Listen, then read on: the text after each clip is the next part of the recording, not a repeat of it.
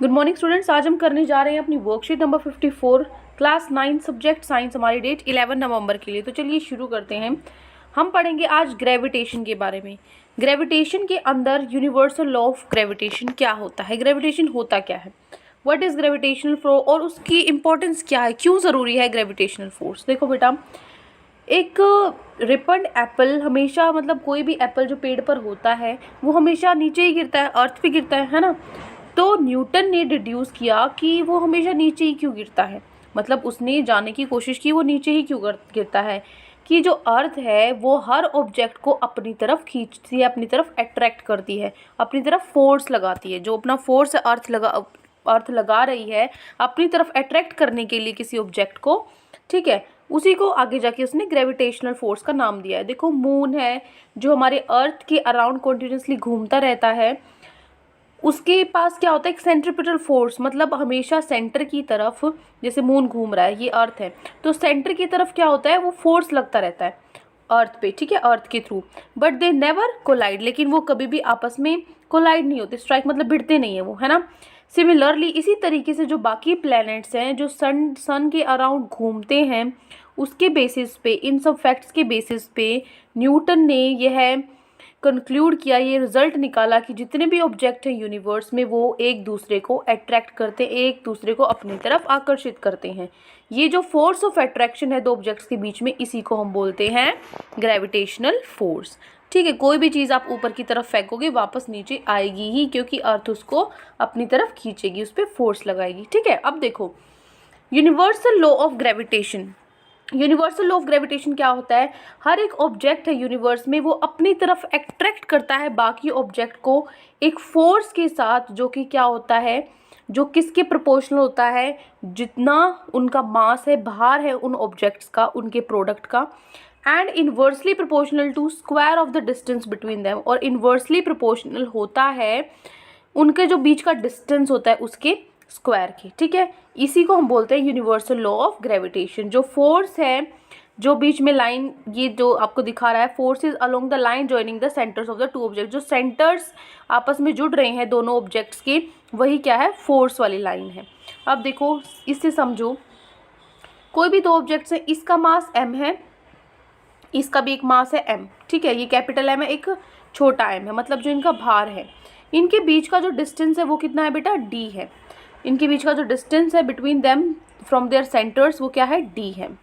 अगर जो force of attraction इनके बीच में F है, if the force of attraction between them be F, इनके बीच में जो फोर्स ऑफ अट्रैक्शन है, मतलब अट्रैक्शन मतलब आकर्षित करना, जो आकर्षित करने के लिए जो फोर्स लग रहा है उसको हम मान के चल रहे हैं F।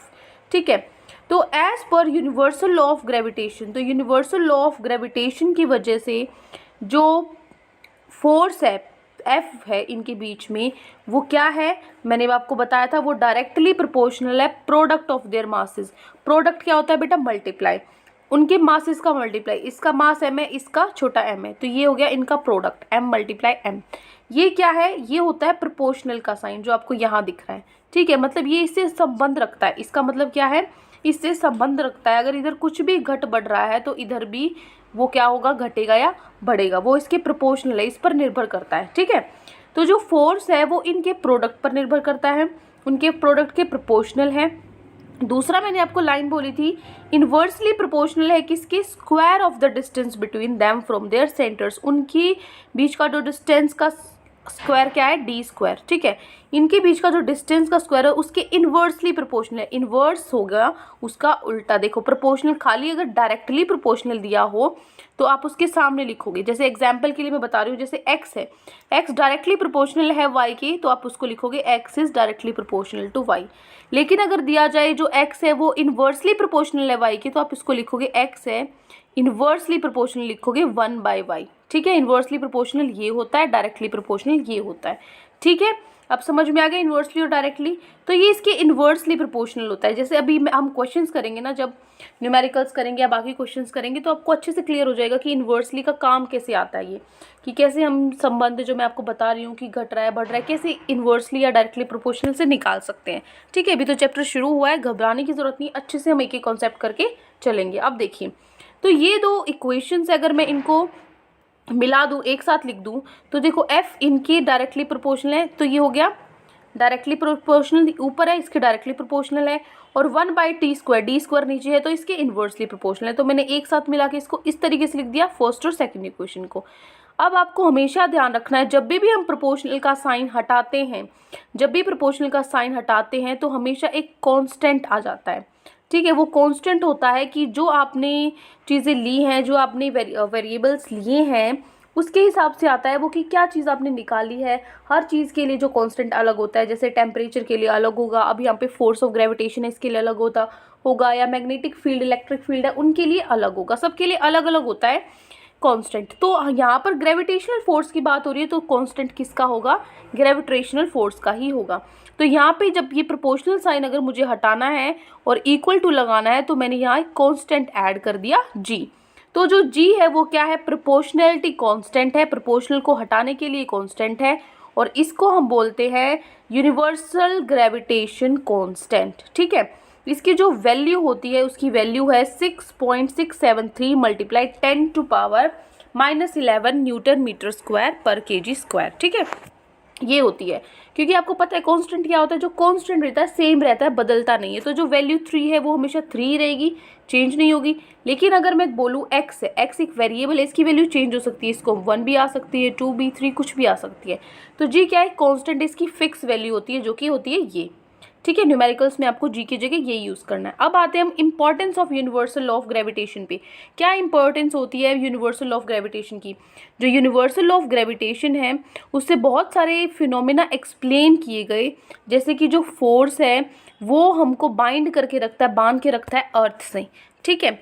दूसरा जो मोशन है मून का अराउंड द अर्थ, वो भी किससे होता है बेटा, ग्रेविटेशनल फोर्स की, क्योंकि जो अर्थ है हमारी वो अट्रैक्ट करती है उसको, ठीक है, सेंटर की तरफ उसको बांध के रखती है, इसलिए वो चारों तरफ हमेशा उसके घूमता रहता है। तो जो मोशन है अर्थ के अराउंड मून का, वो भी क्या है, ग्रेविटेशनल फोर्स की इंपॉर्टेंस को बताता है। जो मोशन है प्लैनेट्स का अराउंड द सन, जो सन के चारों तरफ प्लैनेट्स घूम रहे हैं, वो भी इसी की वजह से होता है। और जो टाइड्स हैं, बढ़ती हैं या घटती हैं, टाइड्स क्या होती है, बड़ी बड़ी लहरें होती है ना पानी की, वो होती हैं टाइड्स। तो जो टाइड्स हैं इंक्रीज या डिक्रीज हो रही हैं, वाटर लेवल का, वाटर लेवल जो इंक्रीज डिक्रीज हो रहा है टाइड्स का, वो क्या है, समुद्र के अंदर, due to the moon and the sun. वो किसकी वजह से होता है, सन और मून की वजह से होता है। और सन और मून किस पे डिपेंड करते हैं, जो फोर्सेस कैसे लग रहे हैं, ठीक है। अब देखो flow of water in the, क्योंकि इनके अंदर भी तो फोर्स है ना बेटा, सबका अपना अपना फोर्स होता है। हर चीज़, जितनी भी यूनिवर्स में चीज़ें आपस में अट्रैक्ट करती हैं, न्यूटन ने यही तो बताया था। अब देखो फिर है flow of water in a river, नदियों में जो पानी बहता है, और है फॉर रेनफॉल, रेनफॉल के लिए भी। ये सब जो फिनोमेना है इन सबको एक्सप्लेन कर सकते हैं हम यूनिवर्सल लॉ ऑफ ग्रेविटेशन की मदद से। अब देखिए, डोंट वरी अबाउट दैट कि भाई कैसे कैसे हम ये जो आपके मून सन है कैसे ये करते हैं, ये चीज़ें हम बहुत डीपली पढ़ेंगे, क्योंकि सेंट्रीपिटल फोर्स, सेंट्रीफ्यूगल फोर्स, ये सब फोर्सेस क्या होते हैं, थोड़ा बहुत आपको उनके बारे में भी पता होना चाहिए। वो हम चैप्टर में फर्दर कंप्लीट करेंगे, ठीक है। तो चिंता करने की ज़रूरत नहीं है कि ये नहीं समझ में आ रहा, ये अभी तो ये सिर्फ क्या है, आपका इंट्रो है। आपको ये पता होना चाहिए ग्रेविटेशन क्या है, कि जो अर्थ है वो अपनी तरफ चीज़ों को खींच रही है, जो वो फोर्स लग रहा है वो क्या है बेटा, ग्रेविटेशनल फोर्स है, ठीक है। अब देखो क्वेश्चन आंसर्स पे चलते हैं आज के। फर्स्ट आपका क्वेश्चन है, आपके 4 क्वेश्चंस आज आपके गिवन है, ठीक है। तो 4 का आपका फर्स्ट क्वेश्चन है, right universal law of gravitation. तो ये देखिए,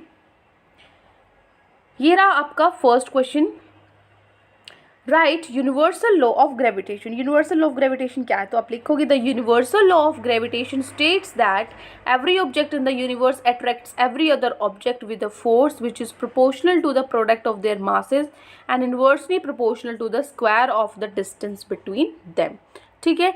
ये क्या हो गया आपका universal law of motion. This is your question number 1। Answer number 1 मिल गया आपको, सोल्यूशन फर्स्ट का। अब हम चलते हैं हमारे क्वेश्चन नंबर 2 पे। देखो क्वेश्चन नंबर 2 है, what is the importance of universal law of gravitation. Universal law of gravitation की इंपॉर्टेंस क्या है। तो यूनिवर्सल लॉ ऑफ ग्रेविटेशन की इंपॉर्टेंस में आप लिखोगे importance of universal law of gravitation. Universal of gravitation explain करता है बहुत सारे फिनोमेना, जैसे the force that binds us to the earth, जो फोर्स हमें बांध के रखता है अर्थ से। Motion of the moon around the earth, जो मून हमारी अर्थ के चारों तरफ घूमता है। जो प्लैनेट्स हमारे सन की तरफ घूमते हैं। और जो टाइड्स, जो लहरें बढ़ती या घटती रहती हैं मून और सन की वजह से। और आपका लास्ट जो पॉइंट है वो है for flow of water in river और फॉर रेनफॉल, नदियों में जो पानी बहता है और जो रेनफॉल बारिश होती है। तो ये हो गया आपका आंसर नंबर 2। ठीक है, अब हमारा नेक्स्ट क्वेश्चन है क्वेश्चन नंबर 3। क्वेश्चन नंबर 3 है बेटा, What would have happened if there was no gravitational force? Write your views। क्या होगा जो ग्रेविटेशनल फोर्स अगर होगा ही नहीं? तो देखो, अगर ग्रेविटेशनल फोर्स नहीं होगा तो हम फ्लोट करेंगे, हवा में तैरेंगे हम। ठीक है, क्योंकि जो अर्थ है वो अट्रैक्ट नहीं करेगी हमें। और ऐसा ही इस केस में क्या होगा, ऐसा ही ये केस अगर होगा तो जो सन है वो भी ग्रेविटेशनल पुल नहीं करेगा, फोर्स ही नहीं होगा ग्रेविटेशनल फोर्स, अर्थ को अपनी तरफ वो खींचेगा ही नहीं एक दूसरे पे। क्योंकि मैंने बताया कि जो न्यूटन ने क्या बोला था कि जो फोर्स हम लगा रहे हैं दूसरा ऑब्जेक्ट भी बेटा उस पर उतना ही फोर्स लगाता है। ये हमने अपने मोशन चैप्टर में भी जो न्यूटन्स के लॉ है उसमें भी किया है ना। तो जो सन है वो भी फोर्स नहीं लगाएगा, ग्रेविटेशनल पुल नहीं, कि वो भी अपनी तरफ नहीं खींचेगा। तो जो अर्थ है वो स्पेस में क्या करेगी, घूमना शुरू कर देगी। ठीक है, तो ये हो गया आपका आंसर नंबर 3। अब चलते हैं हमारे लास्ट क्वेश्चन, आज क्वेश्चन नंबर 4 पे। What does G denotes in the equation for universal of gravitation and what is its value? G क्या बताता है यूनिवर्सल ऑफ ग्रेविटेशन में और उसकी वैल्यू क्या है? तो देखो, जो जी है वो प्रोपोर्शनैलिटी कांस्टेंट है और इसको हम बोलते हैं यूनिवर्सल ग्रेविटेशन कांस्टेंट। इसकी जो एक्सपेक्टेड वैल्यू है वो है ये, यहाँ पे बेटा ये -11 लिखा हुआ है, इसको आप ऐसे लिखोगे। इसकी जो वैल्यू है वो कैसे लिखोगे आप, ये वैल्यू लिखोगे 6.673 मल्टीप्लाई 10। यहाँ तक तो ठीक है, ये माइनस जो 11 है ये ऊपर आएगा पावर में। ठीक है, ये आपको ठीक करना है। आप या तो आपको ये नहीं समझ में आ रहा तो ये चीज़ जो है आप एज इट इज़ अपनी वर्कशीट में से कर सकते हो। देखो ये चीज़ ऐसे लिखनी है आपको। ठीक है, ये हो गया आपका आंसर नंबर 4। ठीक है, तो ये हमारे आज क्वेश्चंस हो गए। ये 4 क्वेश्चंस आज आपकी वर्कशीट में गिवन थे। आई होप आपको अच्छे से चारों क्वेश्चन समझ में आ गए हैं और पूरी वर्कशीट भी। अगर कोई भी डाउट है आपको किसी भी तरह का तो कमेंट्स में आप मुझसे पूछ सकते हैं। और अगर आपको हमारी वीडियो अच्छी लगी तो हमारे चैनल को सब्सक्राइब भी कर सकते हैं। Thank you and have a great day.